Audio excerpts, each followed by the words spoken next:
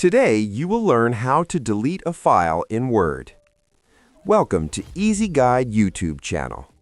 First, open Word on your computer. Go to the home screen where you see the recent documents, right-click the file you want to remove and choose Delete File, then confirm to permanently delete it from your computer.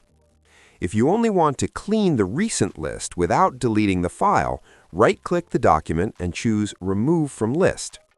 You can also delete a Word document using File Explorer by pressing Windows key plus E, finding the folder where your document is saved, selecting the file and pressing the Delete key, or right-clicking and choosing the Bin icon.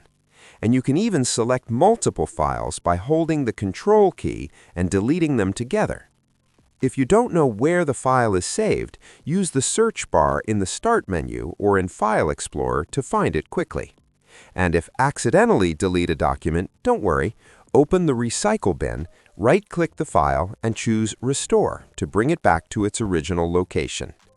If this helped you, like the video and subscribe for more simple Word tutorials.